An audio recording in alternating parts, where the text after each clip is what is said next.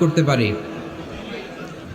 নতুন বছরে আমরা শপথ নেই, আমরা যেন অন্তরে হিংসা লালন না করি, বিদ্বেষ লালন না করি, আমরা নিজেরা যেন কাদা ছোড়াছুরি না করি, আমরা যেন মিলেমিশে একসাথে একাকার হয়ে যাই। আল্লাহ তুমি কবুল করো, আমরা পড়ি আমিন। 60টা জিনিস মানুষ মরে যাওয়ার পরে তার কবরে পৌঁছতে থাকে। ইন্না মিম্মা ইয়ালহাকুল মুমিন মিন হাসানাতিহি বা'দা মাউতিহি, মানুষ মরে যাওয়ার পরেও যে 60টা জিনিস তার কবরে পৌঁছায় তার মধ্যে একটা হচ্ছে মসজিদান বানাহু, সে যে মসজিদ বানিয়ে গিয়েছে ওই মসজিদের সওয়াব। সুবহানাল্লাহ পড়েন। আপনি টাকা দিয়ে মসজিদ বানিয়ে দিলেন, ওই মসজিদে মুসল্লিরা নামাজ পড়ে, রোজাদাররা এসে ওখানে ইফতার খায়, তাহাজ্জুদ আদায়কারীরা তাহাজ্জুদ পড়ে, তাদের সওয়াবের কমতি হবে না, কিন্তু তাদের সওয়াবের একটা পার্সেন্টেজ সওয়াব যে ব্যক্তি মসজিদ বানালো তার আমলনামায় আল্লাহ ঢুকিয়ে দেয়। সুবহানাল্লাহ বলতে পারলেন না? হে নামাজি আমার ঘরে নামাজ পড়ো আজ, দিল মে তোমার চরণ তলে হৃদয় যায় নামাজ। হে নামাজি আমার ঘরে নামাজ পড়ো আজ, দিল মে তোমার চরণ তলে হৃদয় যায় নামাজ। পড়েন আল্লাহু আকবার। কি সুন্দর লিখেছেন কাজী নজরুল ইসলাম। কাজী নজরুল ইসলাম খুব সুন্দর করে বলেছেন, মসজিদেরই পাশে আমায় কবর দিও ভাই, ঠিক কিনা? মসজিদেরই পাশে আমায় কবর দিও ভাই, যেন গোরে হতে মুয়াজ্জিনের আযান শুনতে পাই। আমার গোরের পাশে দিয়ে ভাই নামাজিরা যাবে, পবিত্র সেই পায়ের ধ্বনি এ বান্দা শুনতে পাবে। গোরা যাব হতে গুনাহগার পাইবে রেহাই, মসজিদেরই পাশে আমায় কবর দিও ভাই। কত মানুষ নামাজি ভাই মসজিদাঙ্গিহীনাতে, আল্লাহর নামের জিকির করে লুকিয়ে গভীর রাতে। আমি তাদের সাথে ওই আল্লাহর নাম জপতে চাই, আল্লাহর নাম জপতে চাই। পড়েন সবাই, মসজিদেরই পাশে আমায় কবর দিও ভাই, যেন গোরে হতেও মুয়াজ্জিনের আযান শুনতে পাই। চিল্লায় পড়তে হবে আমিন।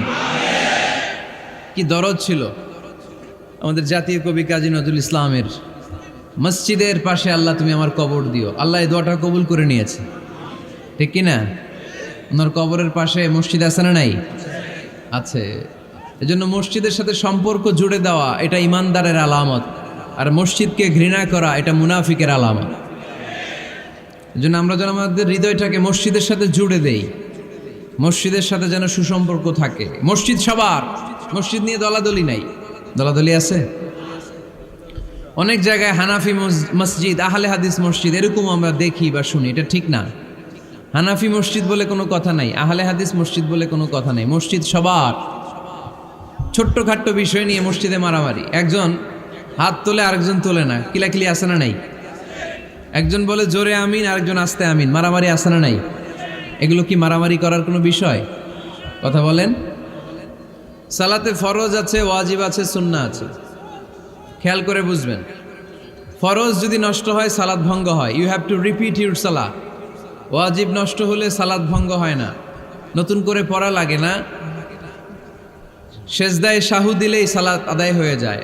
আর সুন্নাহ নষ্ট হলে নামাজ নষ্টও হয় না, নতুন করে পড়াও লাগে না, সৌ সেজদাও লাগে না, নামাজ আদায় হয়ে যায় সুন্নাহ নষ্ট হলে। এই যে হাত তোলা না তোলা এটা সুন্নাহ, আমিন জোরে বলা না বলা এটা কি সুন্নাহ, যেটা কোনো কারণে কেউ না করলেও তার নামাজ কবুল করে নিবে কে? আর এই সব সুন্নত লই আমগো দেশে গিলাগিলি, মৌলভীবাজারে মাশাআল্লাহ এগুলা নাই। এখানেও আছে। এগুলোর অবসান ঘটুক, আমরা চাই কি চাই না? আর কত এই ছোটখাটো বিষয় নিয়ে আমরা এই বিভেদের প্রাচীর আর দেয়ালকে উঁচু করব আমাদের মাঝখানে? কবে আমরা ঐক্যের সিন্ডিকেট করব? কবে? আর কবে সাদা মনের মানুষ হব? কবে? আর কত? অনেক হয়েছে, আর না, এবার থামেন। বিভেদের প্রাচীরকে ভেঙে চুড়িয়ে দেন। ঐক্যের এমন সিন্ডিকেট করতে হবে যাতে কোনো অপশক্তি এই ঐক্যকে ভাঙতে না পারে, বানচাল করতে না পারে। চিল্লায় বলেন ঠিক কিনা? এজন্য মিউচুয়াল রেসপেক্টের দরকার, পারস্পরিক শ্রদ্ধাবোধ সব ক্ষেত্রে, রাজনীতিতে, সামাজিক অ্যাক্টিভিটিসে আমাদের আলেম ওলামাদের মধ্যে পারস্পরিক শ্রদ্ধাবোধের দরকার। মিউচুয়াল রেসপেক্ট, কেউ কাউরে রেসপেক্ট করে না। আমি যেটা বুঝছি এটাই সব, বাকি সব হারাম, এরকম বলে না অনেকে? এরকম যেন না করি। তাহলে মসজিদ সবার, মসজিদ আল্লাহর হাবিব সাল্লাল্লাহু আলাইহি ওয়াসাল্লাম খ্রিস্টানদেরকে মসজিদে ঢুকতে দিয়েছেন, আর আমরা মুসলমান ভাইয়ের জন্য মসজিদে তালা ঝুলাই দেই। আছে না নাই? আল্লাহর হাবিব সাল্লাল্লাহু আলাইহি ওয়াসাল্লাম কোথাও গেলেই প্রথমে মসজিদ বানাতেন। কি বানাতেন? মসজিদ বানাতেন। মক্কা থেকে হিজরত করে মদিনায় আসলেন, কোবায় থাকলেন কয়েক সপ্তাহ। কোবা পল্লীতে তিনি মসজিদ বানালেন, মসজিদ কোবা। ওখানে প্রতি শনিবার কেউ যদি অজু করে ওখানে যে 2 রাকাত নামাজ পড়ে, একটা কবুল উমরার সওয়াব আল্লাহ তাআলা তার আমলনামায় দিয়ে দেয়। মসজিদে কোবা বানালেন। তারপরে মদিনায় এসে মসজিদে নববী বানালেন আল্লাহর হাবিব সাল্লাল্লাহু আলাইহি ওয়াসাল্লাম, মসজিদে নববী। এটা ছিল আল্লাহ রাসূল সাল্লাল্লাহু আলাইহি ওয়াসাল্লামের বৈশিষ্ট্য। কোথাও গেলেই তিনি মসজিদ বানাতেন, মসজিদে নববী। হায় রে, এখন তো কত সুন্দর মসজিদ আমরা দেখি, আমরা যে সালাত পড়ি। আল্লাহর হাবিব সাল্লাল্লাহু আলাইহি সাল্লামের সময় মসজিদে নববী কি এরকম ছিল? কথা বলেন। ফ্লোর ছিল বালুর ফ্লোর। কিসের ফ্লোর? আমাদের মসজিদের ফ্লোর কিসের? টাইলস। আর আল্লাহ রাসূল সাল্লাল্লাহু আলাইহি ওয়াসাল্লামের মসজিদে নববীর ফ্লোর কিসের? কথা বলে না তো। আওয়াজ করে উত্তর দেন না কেন? কষ্ট হচ্ছে? দুপুরে খাইছেন না সবাই? কেন খান নাই কেন? রোজা রাখছিলেন? হ্যাঁ, ফজর বাদে আইছি। আচ্ছা ঠিক আছে, ঠিক আছে। আচ্ছা আচ্ছা, সাউন্ড নাই, কথা শোনা যায় না? তো এটা শুনলা কেমনে? জিজ্ঞেস করলাম কথা শোনা যায় না, কয় না। তো এটা শুনলা কি করে? মানে অল্প শোনা যায়, তাই তো? একটু পরে আমার বিদায় ঘন্টা বাজবে, আমি চলে যাব। এই তোমরা ডিস্টার্ব করতে করতে আমার সময় শেষ। তোমরা ডিস্টার্ব করলে তোমাদের লস। আমি আমার টাইমের 1 মিনিটে বেশি যেতে পারবো না, কারণ এখানে আসরের সালাতের আজান শুরু হয়ে যাবে, এরপরে কোনো কথা নেই। আর বক্তব্য লম্বা করা এটা বেদাত। এই বেদাতকে আমি সুন্নাতের মধ্যে আনতে চাচ্ছি। একটা সময়ে একেবারে কমায় নিয়ে আসবো। এত প্রোগ্রামও আমি করতে চাই না। আমি ঘোষণা দিয়েছি আগামী বছরে সারা বাংলাদেশে আমার প্রোগ্রাম হবে 50টা। কয়টা? 50টা। এরপরের বছর 30টা, এরপরের বছর 20টা। বিভাগীয় প্রোগ্রাম করলেই চলবে আমার। এক এক বিভাগে যে 2 দিন 3 দিন খালাস। এত দরকার নেই, এত লম্বা চূড়ার বক্তব্যের দরকার নেই। আধা ঘন্টা চুপ করে শুনেন, কয়েকটা মেসেজ ড্রপ করি, take it with you to your home, then practice and apply in the society. নিয়ে যান, আমল করেন, সমাজে কাজে লাগান। সমাজটা আলোকিত করে দিবে কে? খুতাবুকুম তাবিলা সালাওয়াতুকুম কাসীরা। আল্লাহর হাবিব সাল্লাল্লাহু আলাইহি ওয়াসাল্লাম বললেন, কিয়ামতের একটা আলামত, কিয়ামতের আগে তোমাদের বক্তব্য হয়ে যাবে লম্বা, সালাত হয়ে যাবে খাটো। সালাতের পরে তাসবিহ পড়তে চায় না লোকজন, ব্যস্ত, মহাব্যস্ত, সুপার বিজি। কোত্থেকে আসলে এই ব্যস্ততা? আপনি রবের সাথে মুনাজাত, না যাই ইউনাজি মুনাজাত, আপনার রবের সাথে একাকী নীরবে কথা বলতে মনে চায় না আপনার?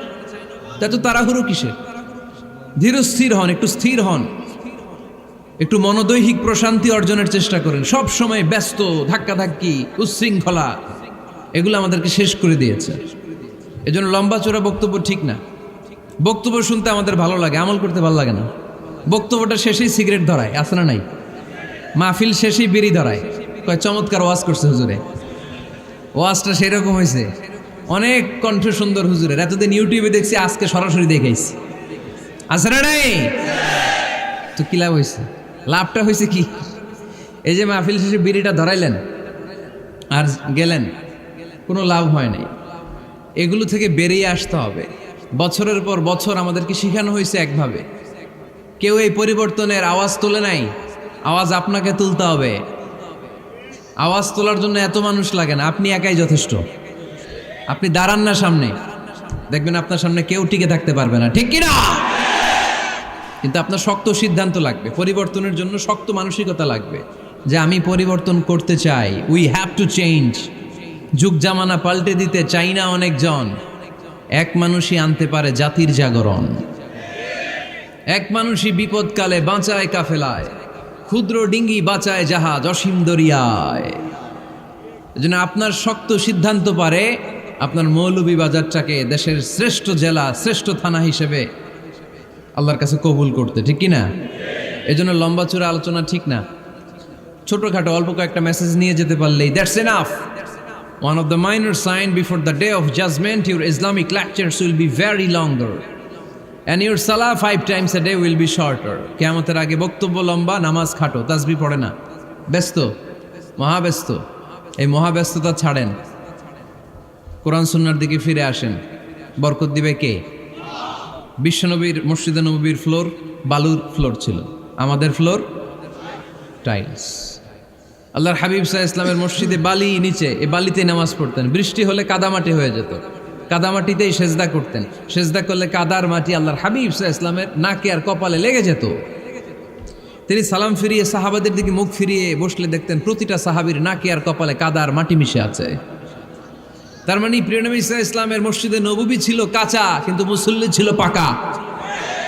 আমাদের মসজিদগুলা হয়েছে পাকা, কিন্তু মুসল্লি কাঁচা, ঠিক কি না? ফজরের সালাতে মানুষ নাই। ইমাম সাহেব আছেন কে কে এলাকায়? দেখি ইমাম, মসজিদের ইমাম, মাশাআল্লাহ।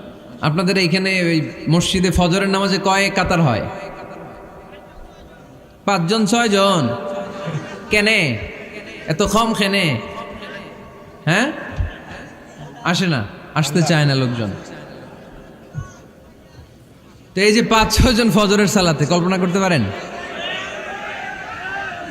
ফজরের সালাতে এত কম লোক? ফজরের জামাতে লোক যায় না, এটা একটা মহামারী। যেদিন ফজরের জামাতের দৃশ্য আর জুমার নামাজের দৃশ্য একরকম হয়ে যাবে, ওই দিনই বাংলাদেশে ইসলাম কায়েম হয়ে যাবে। এখন স্লোগান তুলে বিপ্লব বিপ্লব, ইসলামী বিপ্লব। আর ফজরের সময় আমি কম্বলের ভিতরে, আছে না নাই? কোনো বিপ্লব হবে না। ফজরের নামাজ জামাতে পড়ুন, সকালটারে বরকতময় করে দিবে কে? আল্লাহর হাবিব সাল্লাল্লাহু আলাইহি ওয়াসাল্লামের মসজিদ ছিল সবার জন্য উন্মুক্ত, এখানে সবাই আসতে পারত। এজন্য মসজিদ হবে সবার। আমরা মসজিদের আবাদকারী হতে চাই। এজন্য রাব্বুল আলামিন বলেন, ইন্নামা ইয়া'মুরু মাসাজিদাল্লাহি মান আমানা বিল্লাহি ওয়াল ইয়াউমিল আখির وأقام الصلاة وآتى الزكاة ولم يخش إلا الله فعسى أولئك أن يكونوا من المهتدين سبحان الله পড়েন। রব্বুল আলামিন বললেন মসজিদের আবাদকারী হবে তারা যারা আল্লাহর প্রতি ঈমান আনে, আখিরাতের প্রতি ঈমান আনে, যারা সালাত কায়েম করে, যারা যাকাত আদায় করে, যারা দুনিয়ার কাউকে ভয় পায় না, ভয় পায় একজনকে। চিল্লায় বলেন তিনি কে? যাদের হৃদয়ে আছে আল্লাহর ভয়, তারা কবু পথ ভুলে যায় না। আল্লাহর প্রেম ছাড়া এই দুনিয়া কারো কাছে কোনো কিছু চায় না, ঠিক কিনা? তাহলে যারা মসজিদের আবাদকারী এরা ভয় পায় একজনকে, চিল্লায় বলেন তিনি কে? মসজিদের আবাদকারীদের প্রথম গুণ, তারা আল্লাহয় বিশ্বাস করে, তারা আখিরাতে বিশ্বাস করে, তারা সালাত কায়েম করে, তারা যাকাত আদায় করে, তারা আল্লাহ ছাড়া পৃথিবীর কাউরে ভয় পায় না। আল্লাহ বলেন ফাআসা উলাইকা আইয়াকুনু মিনাল মুহতাদিন, আশা করা যায় তারাই হলো হেদায়েতের রাস্তার উপরে আছে, ঠিক কি না? তারাই মসজিদের আবাদকারী, যারা মসজিদে যায়, সালাত আদায় করে। এখন মসজিদের আবাদকারী আপনি হতে চান, আপনি মসজিদে যান না, আপনি আবাদকারী হতে পারবেন? মসজিদের অনেক সভাপতি আছে, মসজিদে যায় না, আছে না নাই? মৌলভীবাজারে এই সমস্যা বোধহয় নাই। মসজিদের সেক্রেটারি মসজিদে যায় না, আছে না নাই? তাহলে হইল, এটা হইল, এটা মেনে নেওয়া যায়? এজন্য সভাপতি সাহেবরা, আপনি কষ্ট করে মসজিদ বানিয়েছেন, মসজিদে যাবেন। সভাপতি সাহেব আপনি মসজিদে যাবেন, সেক্রেটারি সাহেব আপনি মসজিদে যাবেন, তাহলে আপনি সঠিক মসজিদের আবাদকারী হবেন, ঠিক কিনা? আমরা মসজিদের আবাদকারী হতে চাই ইনশাআল্লাহ। পড়েন উমরানুল মাসাজিদ। মসজিদের আবাদ কি করে করতে হয়? মসজিদ আবাদ করার 1 নাম্বার মাধ্যম হচ্ছে মসজিদ নির্মাণ করা। কি করা? নির্মাণ করা। খেয়াল করবেন, আল্লাহর হাবিব সাল্লাল্লাহু আলাইহি ওয়াসাল্লাম বলেছেন, মান বানা মসজিদান মিন মালিহি ফিদ দুনিয়া বানাল্লাহু লাহু বাইতান ফিল জান্নাহ। যে ব্যক্তি নিজের পকেটের টাকা খরচ করে দুনিয়াতে মসজিদ বানায়, আল্লাহ তাআলা তার জন্য জান্নাতে ঘর বানায়। 60টা জিনিস মানুষ মরে যাওয়ার পরে তার কবরে পৌঁছতে থাকে।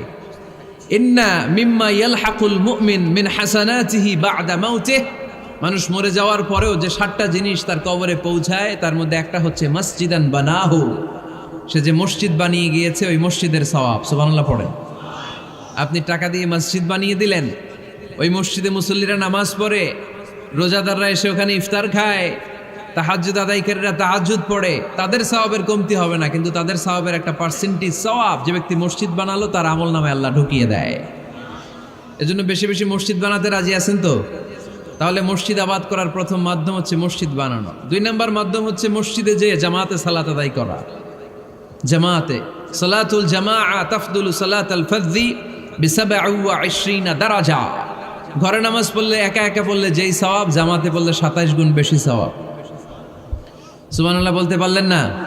হে নামাজি আমার ঘরে নামাজে পড়ো আজ, দিলে মে তোমার চরণ তলে হৃদয় যায় নামাজ।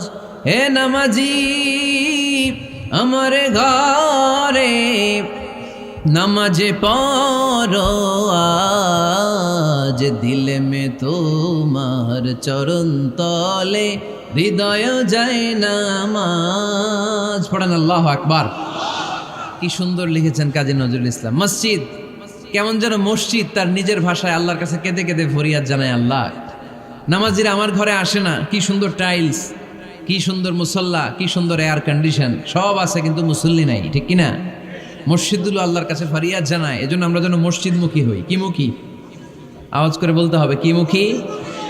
মসজিদমুখী। তাহলে মসজিদ আবাদের 1 নম্বর পদ্ধতি মসজিদ বানানো। 2 নম্বর মসজিদে বেশি বেশি যে জামাতে সালাত আদায় করা। 3 নম্বরে মসজিদের সাথে সম্পর্ক জুড়ে দেওয়া, হৃদয়টা যেন সবসময় মসজিদের সাথে লেগে থাকে। আল্লাহর হাবিব সাল্লাল্লাহু আলাইহি ওয়াসাল্লাম বললেন, সাবআতুন ইউযিল্লুহুমুল্লাহু ফি যিল্লিহি ইয়াওমা লা যিল্লা ইল্লা যিল্লু। 7 শ্রেণীর ব্যক্তিকে আল্লাহ তাআলা কিয়ামতের দিন আরশের নিচে ছায়া দিবে, যেদিন আল্লাহর আরশের ছায়া ছাড়া কোনো ছায়া পৃথিবীতে থাকবে না। সেই দিনটা কি এই দিনের মতো? কিয়ামতের দিনটা আজকের এই দিনের মতো হবে? 50,000 বছর হবে। এটা লেন্থ, এটা ডিউরেশন। কাআন সাফসাফা লা তারা ফিহা ইওয়াজা ওয়ালা আমতা। লেভেল প্লেইং ফিল্ড, তামার জমিন। একটু কল্পনা করেন তো ওই দিনটা কত ভয়ঙ্কর। বাবা ছেলেরে চিনবে না ওই দিন, ছেলে বাবারে চিনবে না, স্ত্রী স্বামীকে চিনবে না, স্বামী স্ত্রীকে চিনবে না, পীর সাহেব মুরিদ চিনবে না, মুরিদ পীর সাহেবকে চিনবে না, নেতা কর্মীকে চিনবে না, কর্মী নেতাকে চিনবে না। হায় হায়, ইয়া নাফসি বলে কাঁদবে। সূর্যটা মাথার কাছে চলে আসবে, সূর্যের তাপে মাথার মগজগুলো গলে গলে নাকের ছিদ্র আর কানের ছিদ্র দিয়ে টপ টপ করে বেয়ে বেয়ে পড়বে। তৃষ্ণায় মানুষগুলো পাগল পাড়া, জিহ্বাটা বের হয়ে নাভি পর্যন্ত ঝুলতে থাকবে। সেদিন সবাই পাগলের মতো ছুটতে থাকবে, কোনো ছায়া নাই আল্লাহর আরশের ছায়া ছাড়া। আল্লাহর হাবিব বললেন 7 শ্রেণীর ব্যক্তিকে আল্লাহ তাআলা আরশের নিচে ছায়া দিবেন। এর মধ্যে 1 শ্রেণীর ব্যক্তি রাজুলুন কলবুহু মুআল্লাকুন বিল মাসাজিদ। ওই ব্যক্তি যার হৃদয়টা সবসময় আল্লাহর মসজিদের সাথে লেগে থাকে। মসজিদের সাথে যার হৃদয় লেগে থাকে তাকে আরশের নিচে ছায়া দিবে কে? এজন্য মসজিদের সাথে যেন আমাদের হৃদয়গুলো লেগে থাকে। অনেকেই দেখবেন এত ভালো নামাজে, জোহর পরে টেনশন করে আসরটা কই পড়বো, আসর পরে চিন্তা করে মাগরিবের সময় আমি কোথায় থাকবো, মাগরিবের সময় টেনশন, ইস এশাটা হয়ে গেলেই তো শেষ। এরকম লোক আছে না নাই? এদেরকে সেই কঠিন ভয়াবহ দিনে আরশের নিচে ছায়া দিবে কে? তারপরে মসজিদ আমাদের 4 নম্বর পদ্ধতি মসজিদকে পরিচ্ছন্ন রাখা, মসজিদকে ঝাড়ু দেয়া। মসজিদকে যারা পরিষ্কার করে তাদের হৃদয়ের যন্ত্রণা দূর করে দেয় কে? সাইয়েদনা ইব্রাহিম আলাইহিস সালাম এবং ইসমাঈল আলাইহিস সালামকে আল্লাহ তাআলা আদেশ করেছেন, তাহহিরা বাইতিয়া লিত-তাইফিনা ওয়াল আকিফিনা ওয়ার রুকআই সুজুদ। হে ইব্রাহিম, ইসমাঈল, বাপ বেটা দুইজন মিলে মসজিদ ঝাড়ু দাও। কি ঝাড়ু দাও?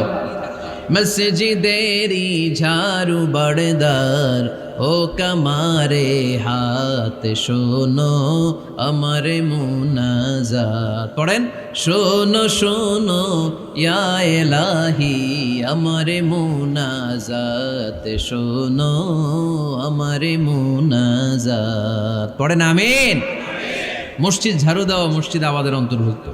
আপনারা কেউ কোনোদিন মসজিদ ঝাড়ু দিয়েছেন নাকি? কে কে দিয়েছেন দেখি? সবাই সবাই মসজিদের খাদেম? মাশাআল্লাহ। আমিও দিছি মসজিদ ঝাড়ু, অনেক দিছি। মাশাআল্লাহ, আল্লাহ তুমি কবুল করো। যাদের হৃদয়ে বড় জ্বালা, ফ্যামিলিতে সুখ নাই, শান্তি নাই, তারা হৃদয়ে প্রশান্তি আনতে চাইলে এতিমখানায় যাবেন, এতিমের মাথায় হাত বুলিয়ে দিবেন, এতিমের মুখে খাবার তুলে দিবেন। আপনার হৃদয়টারে নরম করে দিবে কে? আল্লাহর ঘর মসজিদে যাবেন, নিজ হাতে মসজিদটারে একটু পরিষ্কার করে দিবেন, আপনার জীবনটারে উজালা করে দিবে কে? তাহলে এগুলো করার মাধ্যমে আমরা মসজিদের আবাদ করতে চাই। আমরা মসজিদের আবাদকারী হতে চাই কি চাই না? আল্লাহর ঘর মসজিদ আবাদ করার মতো শ্রেষ্ঠ কাজ পৃথিবীতে হতে পারে না। এই মসজিদের কিছু আদব আছে, আল্লাহ রাসূল সাল্লাল্লাহু আলাইহি ওয়াসাল্লাম বলেছেন এই আদবগুলো মেনটেন করে যেন আল্লাহর ঘর মসজিদের সাথে আমরা ব্যবহার করি। মসজিদের 1 নম্বর আদব হচ্ছে মসজিদে ওযুর সাথে প্রবেশ করা। কিসের সাথে? ওযু করে পরিচ্ছন্ন হয়ে মসজিদে প্রবেশ করা। এজন্য অপবিত্র অবস্থায় গোসল ফরজ, এরকম অবস্থায় মসজিদে ঢোকা যাবে? কথা বলেন, ঢোকা যায়? যেই নারীদের মাসিক চলতেছে, মেনস্ট্রুয়েশনাল পিরিয়ড চলতেছে, ওই নারীদের পক্ষে মসজিদে ঢোকা জায়েজ আছে? নাই। তাহলে এটা হলো 1 নম্বর আদব। মসজিদে ঢোকার সময় কি করে ঢুকবো? ওযু করে। আওয়াজ করে বলেন, কি করে ঢুকবো? ওযু করে। 2 নম্বর আদব হচ্ছে মসজিদে যাওয়ার সময় সবচেয়ে ভালো জামাটা পরে যাব, সবচেয়ে ভালো পাঞ্জাবিটা পরে যাব। জান তো আপনারা? না সবচেয়ে সিরাটা পরে যান? হ্যাঁ, অনেকের নামাজের জন্য একটা পুরান জামা আছে, সিরা পাড়া, এদিকে হাত উঠাইলে দিকতে দেখা যায়, আছে না নাই? সবচেয়ে সিরা পাড়াটা রাখে নামাজের জন্য, কপাল পোড়া। আর সুন্নাতে খাতনার অনুষ্ঠানে গেলে মাশাআল্লাহ লেহেঙ্গা গায়ে দেওয়া যায়, আছে না নাই? না, আপনি ইবাদতের জন্য সবচেয়ে সুন্দর জামাটা রাখবেন। এজন্য রাব্বুল আলামিন বলেন, ইয়া বানি আদম খুযু জিনাতাকুম ইনদা কুল্লি মসজিদ। ও বনি আদম, তুমি যখন আল্লাহর ঘর মসজিদে ঢুকবা, ও বনি আদম, তুমি যখন নামাজের মুসল্লায় দাঁড়াবা, তোমার সবচাইতে দামি, সবচাইতে সুন্দর জামাটা গায়ে দিয়ে তুমি নামাজে দাঁড়াও। ঠিক কি না? তাহলে এখন মসজিদে যাওয়ার সময় কি গায়ে দিয়ে যাবেন বলেন? খিতা করবাইন? হ্যাঁ, মাশাআল্লাহ। হ্যাঁ, সবচেয়ে ভালো কাপড়টা আয়রন করে পারফিউম মেখে তারপরে আমরা যাব। রাজি আছেন তো? 3 নম্বর আদব হচ্ছে মসজিদে ঢোকার সময় বাম পা দিয়ে ঢুকতে হয়।